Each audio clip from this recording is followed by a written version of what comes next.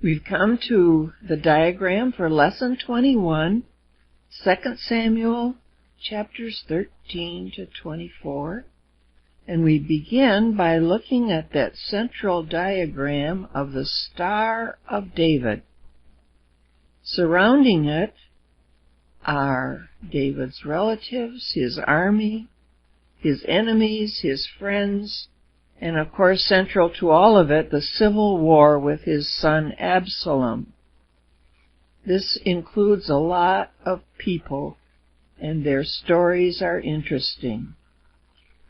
At the end of this reading comes an account of the army, of David's army. We know Joab is the commander. Then there are the three who are Olympics champions, that sort of person. If you can pronounce the first one's name, you're doing well. I'll take a stab at it. Josheb-Basshebeth. There's Eleazar and Shammah, and they are the champions, the three, who actually hear David at one point wishing for some water from a well in enemy territory, and they go and retrieve it for him, and he is so amazed at their courage and the danger that they underwent that he won't drink the water that they bring. Then there are the 30, the next layer of champions. Abishai was a nephew, Benaiah, Asahel, a nephew who was early killed, Eliam, whose story is interesting, and Uriah. Those two we'll look at in a minute. Then there is the bodyguard of the Philistines. Now, isn't that interesting? David fought the Philistines and gradually secured the country all around from them, and evidently his prowess and his honorability, we'd say, were so impressive that he ends up with a bodyguard of Philistines, the Cherethites, the Perethites, and the Gittites. They are loyal to David. So those persons make up David's army. On the other side are David's relatives. They give him a great deal of grief. But if you look down at the bottom, you'll see David's sins affect his children. We certainly see how that is. He's very indulgent of his children, and they pick up on his lust, his murder, and the way he plays politics. These tendencies come out in his sons. We have at the top David's sister Zeruiah, his brother Shemaiah, and his sister Nahash, because their progeny have to do with the story. Zeruiah has those three unruly men as her sons. Joab, the commander of David's army, Abishai, and as we've said, Asahel, who was early killed. David awfully complains about them. He feels that they're like a faithful dog who will also bite his friends if they're riled. So he can't really control them. However, they have been very useful for his rise in power. Then we have the center section with Amnon and Absalom crossed out. We start out with the story before they died, but I have them crossed out here. Amnon's mother is Ahinoam, Absalom a Maacah of Geshur, and his sister Tamar, also a daughter of Maacah of Geshur. Then we remember Chileab, that's not spelled quite right, the son of Abigail, neither of whom come into the story any longer, and Adonijah, who is in the wings, and then, of course, Solomon, the son that will take the kingship from David at the end, who is the son of Bathsheba. If you see Jonadab over there, he's a treacherous fellow. He's the one who encourages Amnon in his rape of Tamar. He gives him a little clue about how to go about it. A very sly dog, I'd say. And at the other end is Nahash, a sister, and her grandson, Amasa, who will be the leader of his cousin Absalom's attempt to wrest the kingdom from his father David. So it's a cousin. So there we have the family layout, and we see how David's own sins reemerge in his sons. We've had a similar story about Eli's son, the old priest of Shiloh. His sons were wretched people. As priests, they disregarded the law of Moses, they did their own thing, and they were eliminated in the lineage of priests for their sins. Then we saw Samuel, dear Samuel, and his sons were no better. They too were out of the lineage of holy men and were dropped away. They did not succeed their father. So children and families are very important, and how they are raised, whether they're raised in the Lord or not, and we see it in our day, of course. Then we have David's friends. They're an interesting group. Hushai, Ittai, who is a Philistine, Shobi, Machir, and Barzillai, an old man who comes to David's aid with provisions when he's fleeing from Absalom. We'll see the advice that Hushai gives is just an amazing psychological ploy that works on Absalom. Besides these folks, we have the dependents of Saul's family that David has promised to care for. Before Jonathan's death, he promised to take care of his son Mephibosheth, who had lame feet, and he took one of Saul's servants, who, after Saul's death, he was a free man. He probably didn't like much being put back under servitude to Mephibosheth, but that's what David did. And this will cause rancor and problems as time goes on. Then on the other side of David, we have his enemies. There's the little box explaining why Ahithophel is one of David's enemies. He is the father of Eliam.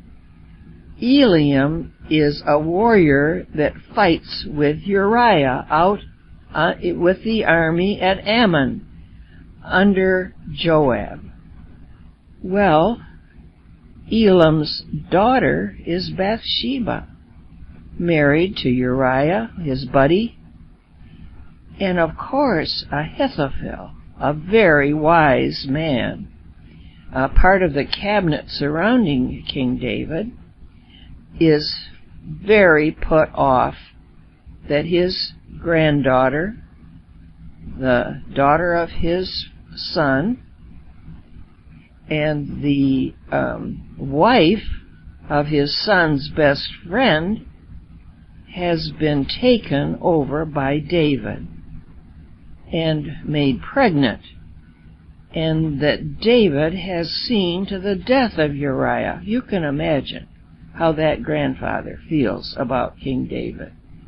No wonder he is set against him and on Absalom's side when the war breaks out.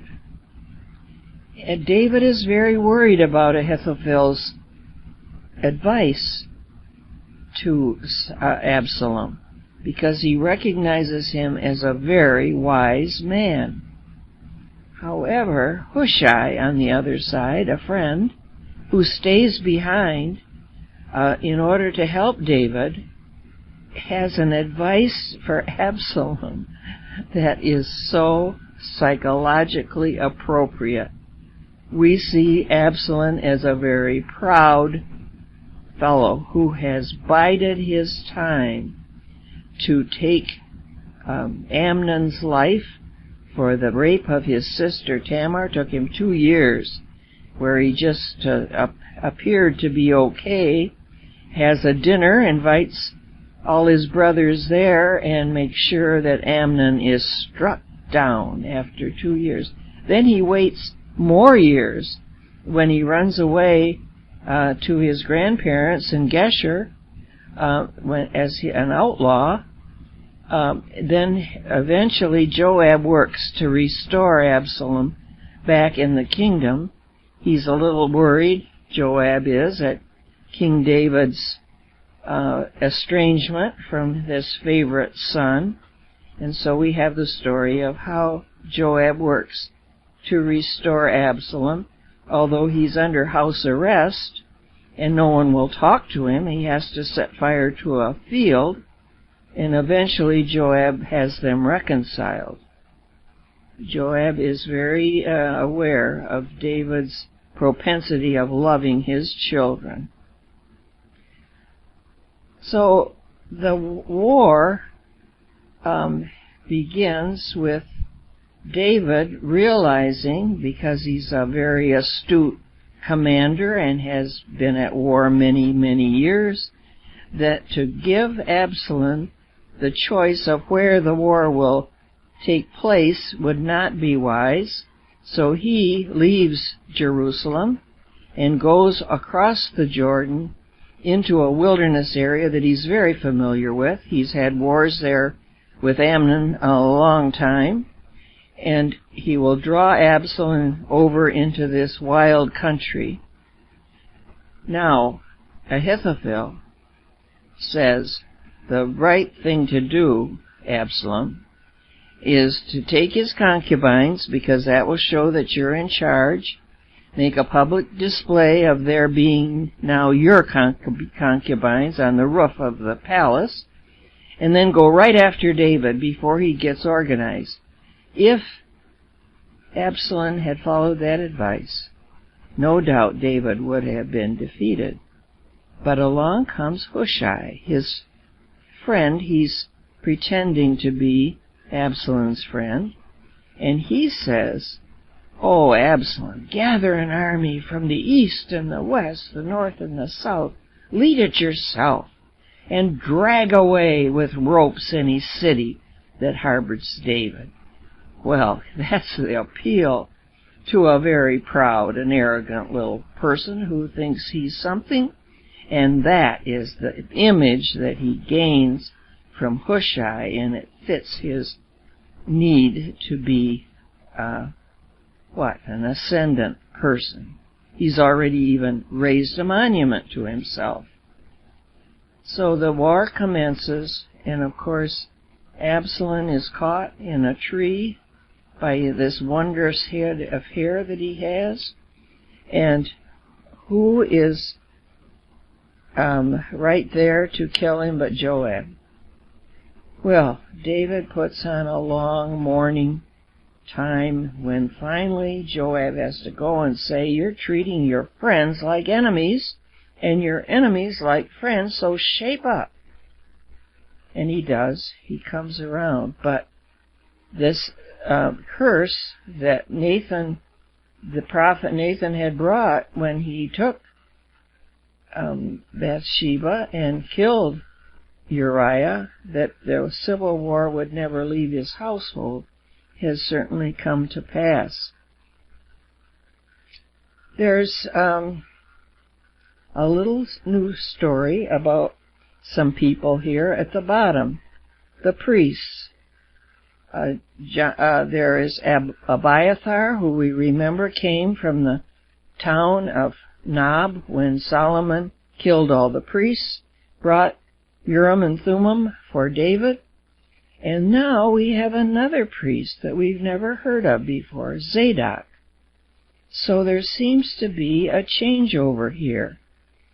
both of the sons of these two priests will help David in having a surveillance over Absalom and bringing him reports.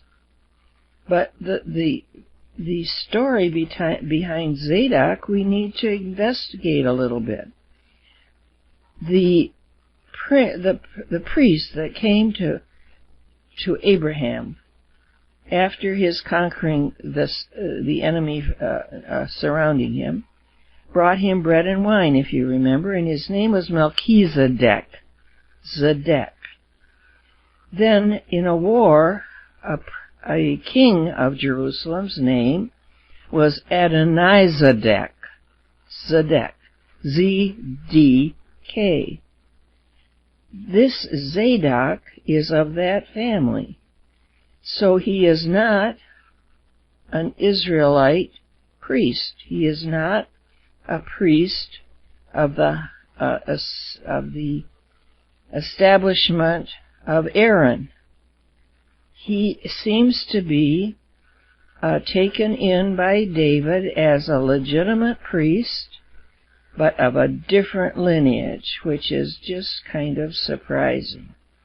But from then on, Zadok seems to be at the right hand of David in all of his need for priestly help.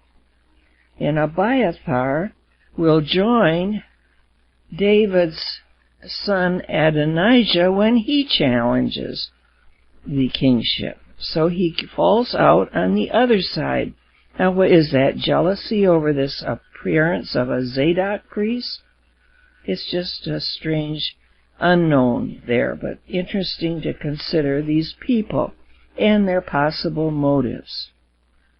At the very end of this account, we have some unfinished business. Saul has killed some Gibeonites and their families. Now, there needs to be revenge for this, and one of Saul's concubines seems to be involved in very clearly loving and caring for the remains of Saul and his family. So that needs to be taken care of. Now, whether the Gibeonites really are just another word for those priests at Nob, we're not certain what this was about. But Saul's killing of those priests at Nob certainly necessitated a revenge, so that's part of that story. The other story is David's need to count his people. Now, Joab warns him about this, and he says, no, you don't do that. But David goes ahead and does it. So what's the sin of that? Because it turns out to be sin. Well, it's similar to saying, even though you trust God for all of your provision, you thank Him daily for all that you have, all of a sudden you say, I'm going to count my money. I'm going to count my people.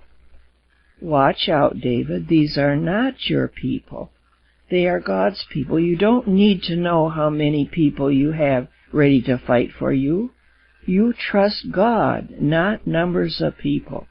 And that's where the sin of David in counting comes in.